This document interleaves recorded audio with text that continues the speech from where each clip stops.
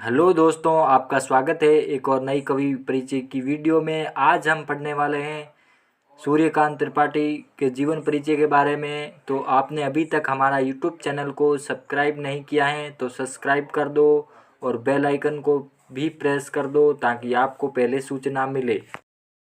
सूर्यकांत त्रिपाठी निराला हिंदी कविताओं के छायावादी युग के 4 स्तंभों में से एक माने जाते हैं।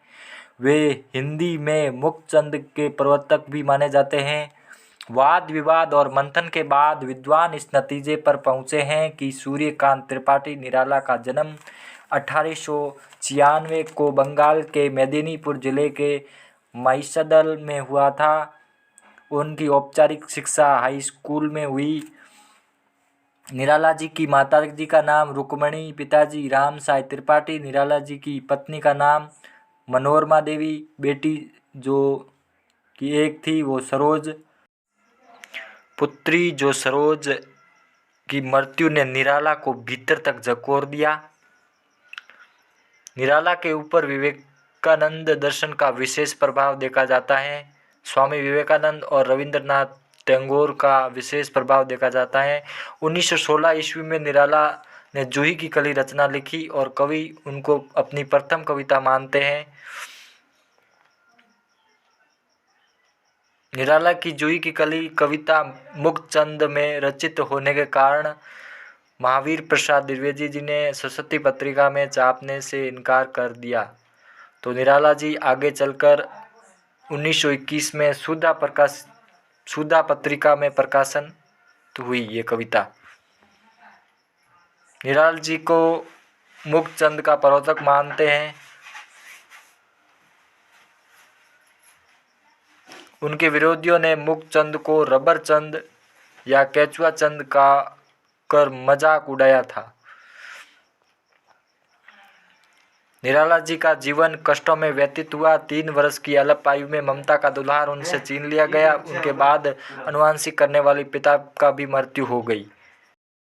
महामारी के विकराल प्रकोप में घर के कई अन्य संबंधित भी चले गए और इसी समय जीवन को नया मोड़ देने वाली पत्नी मनोरमा देवी भी मृत्यु को प्राप्त हो गई।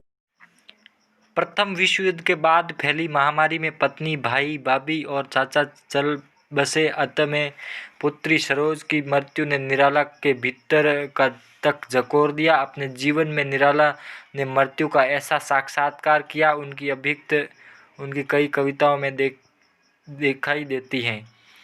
विषय परिस्थितियों में भी उन्होंने जीवन में समझौता न करते हुए जीवन जीने के तरीके ढूंढ लिए। वे हिंदी में मुक्तचंद के प्रवर्तक भी माने जाते हैं।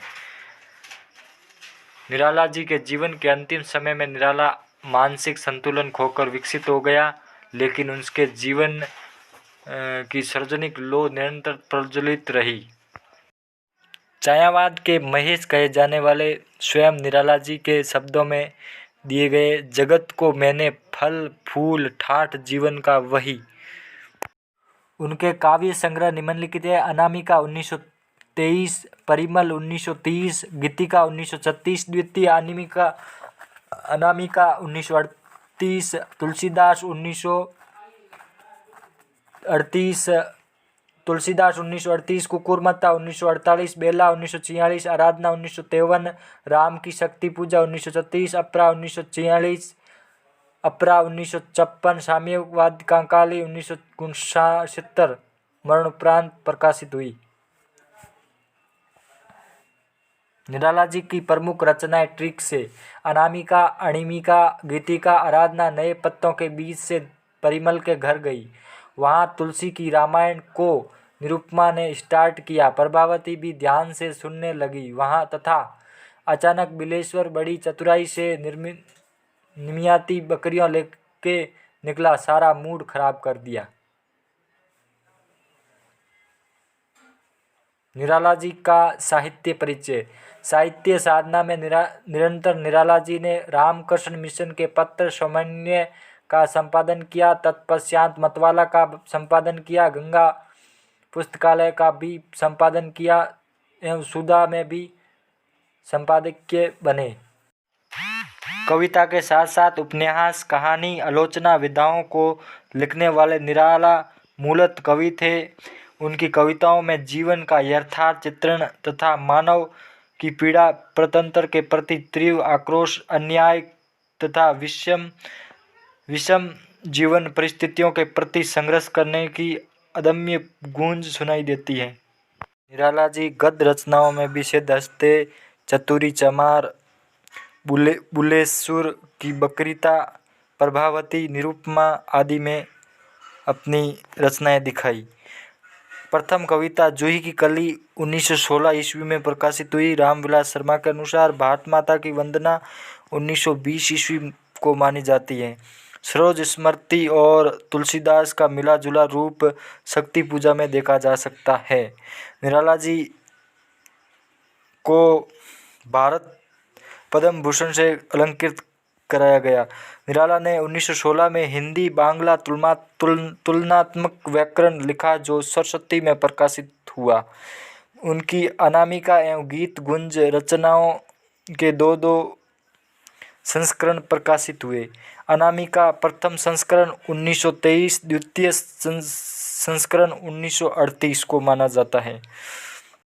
कवि निराला की प्रस्तुत कविता अभी न होगा मेरा अंत आदि कविताओं में सिद्ध हस्त थे।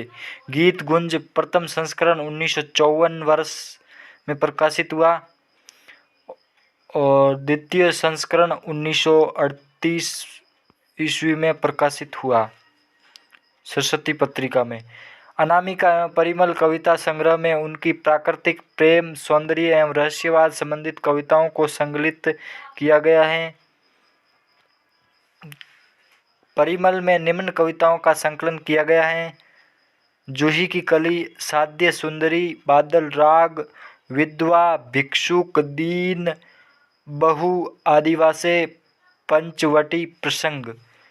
जो श्रेष्ठ रचनाएं हैं पंचवटी।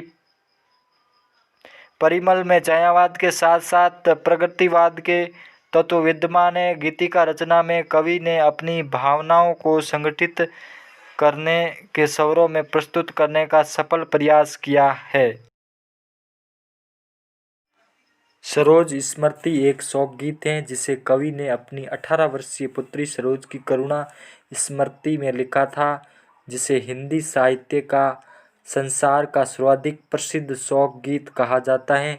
इसमें वात्सल्य एवं करुणा दोनों रसों का अद्भुत सामंजस्य दृष्टिगोचर होता है। कवि की एक पुत्री सरोज जो असमय निधन हो जाता है तो उनके बारे में लिखा है। जयशंकर प्रसाद का निराला हिंदी को ईश्वर की देन मानते हैं। छायावादी को अद्वैतवादी दर्शन दृढ़ भित्ति पर स्थित करने का श्रेय निराला जी को कोई है। सन 1961 में निराला जी का स्वर्गवास हो जाता है। आज के लिए बस इतना ही और सब्सक्राइब कर दीजिए हमारे यूट्यूब चैनल को और बेल आइकन को प्रेस कर दीजिए, लाइक कीजिए, सब्सक्राइब कीजिए, अपने दोस्तों में शेयर कर दीजिए। जय हिंद, जय भारत, जय विज्ञान, जय किसान। धन्यवाद दोस्तों।